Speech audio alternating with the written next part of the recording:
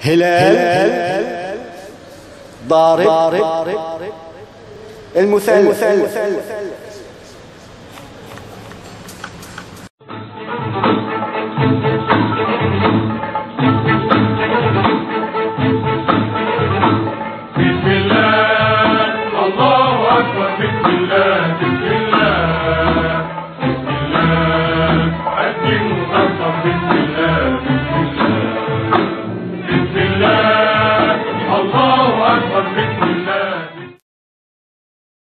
الطائرة وكل الملك ده والرياح الله الله الله الله، ويشوف نملة. طب ده كلام راجل ماشي بالملك العظيم ده عليه الصلاة والسلام، عشان كده بكى خشية ورضا من الله على الله إن الله سبحانه وتعالى يوريه النمل.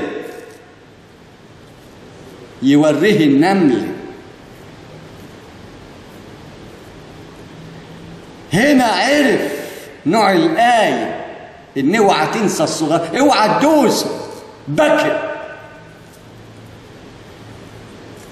علشان حس انه اوشك انه ممكن يدوس النمله، وربنا باعت له مثلث انذار ينزل يكلمها ويبتسم ويسجد ويبكي، يضرب المثلث الزوجين المتشابهين المتنافرين، البكاء زائد الضحك زائد ضرب المثلث السجود لله. تقوى الله. فسيدنا سليمان عليه الصلاة والسلام أثناء ضرب مثلثه مع عالم الجن وعالم البشر قال للبشر اللي هو قائم على الشر: يا أيها البشر أنت وهذا الجان من منكم يأتني بعرشه. قال عفريت من الجن، دي فصيلة من فصائل الجن، لكن نواة الجن نواة الجن فطلع له عفريت من ورا ابوه جن، الجن مش واخد باله منه. قال له اتيك بها قبل ان تقوم من مقامك. اصله عويل، اصل العفريت من الجن ده عويل، لو كان سمع كلام ابوه كان فضل قاعد محترم يفهم ابوه قال ايه وبيقول ايه. فعشان ناقص علام قال له اجيبه لك قبل ما تقوم من مكانك، قبل ما تقوم من مكانك. قال له لا انت عويل. رد الانسان علشان يتيقن ويقن له عن طريق سيدنا سليمان، مع العلم انه يقدر يؤمر الكرسي يجي في لمح البصر، لكن فيه هنا ضرب مثلث عشان يكون لمن خلفه آية جاي يعلمني. فقام علشان يوريك تميز الإنسان عن الجان، وإنه هو المسبق والمؤخر، لأنه خلق الجان الأول وسكنه في المادة السوداء، وبعدين خلق الإنسان في النور زي ما اتكلمنا قبل كده.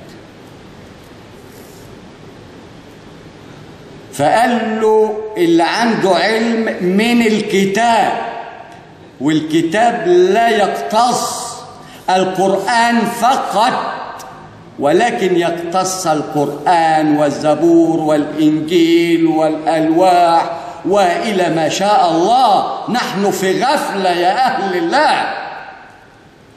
تقوى الله. هنا راح اللي عنده علم من الكتاب قال إيه؟ ومعنى الكتاب أي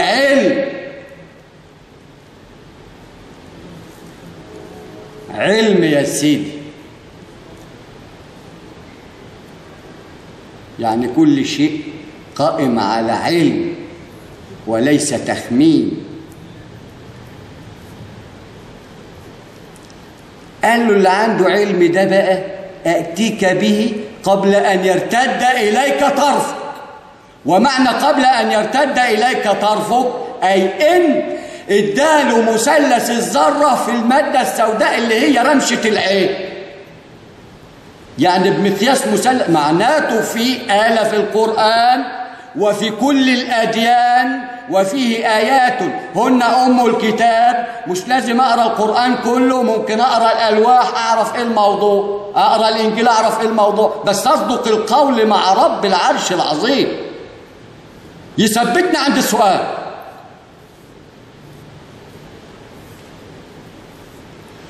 فاللي عنده علم من الكتاب، الفيلم ده يعرفنا ايه؟ سيدنا سليمان بيقول ان فيه آلة في الكتاب بتدور بسرعة ذرة المادة السوداء اللي هي رمشة العين إلى أن تلبس في النواة. أنت ماشي بمقياس الذرة لأنك ذرة على الرمش، ذرة بذرة بذرة، ذر كم ذرة في اليوم رمشة عين مادة سوداء. وشوف بتنام قد إيه وبتصحى قد إيه، بتبقى ضارب الزوجين في الرمش، مرة مادة سوداء ومرة ضوء، علشان تشوف ماشي زي ساعتك. عشان يريح الآلة دي اللي هي مصدر طاقة مؤدية لحركة يومية، خلالها 6 ساعات نوم ل8 ساعات بقانون المثلث. التلت والتلتين، التلتين تجري وتدب مع الدواب مع الوحوش اللي اتحشرت معاك داخل ذرة وانت مش عارف ايه الحكاية، وعادت بتمثل لك مجرة كونية. الذرة اللي انت عايش فيها عادت بتشكل لك مجرة كونية لانك تهت وبقيت في ضلال. اتق الله. ده بكلم هلال رمضان.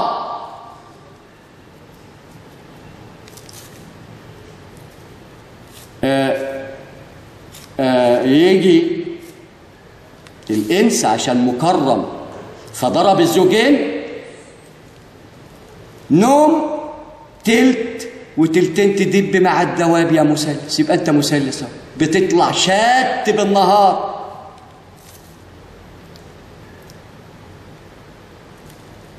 ما انتش عارف ايه اللي هيحصل لك النهارده.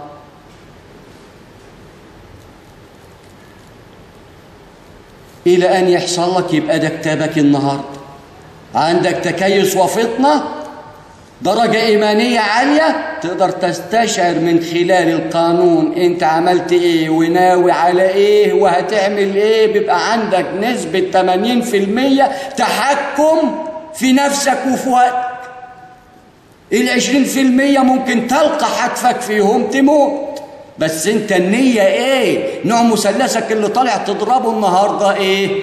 بدل ما هتبقى طالع شات تقوم الصبح شات ما انتش داري ايه الحكايه. عاش عاش عاش عاش اللي قال الكلمة بحكمة وفي الوقت المناسب. عاش عاش عاش عاش اللي قال الكلمة بحكمة وفي الوقت المناسب. عاش اللي قال يا مصرنا ما فيش محال.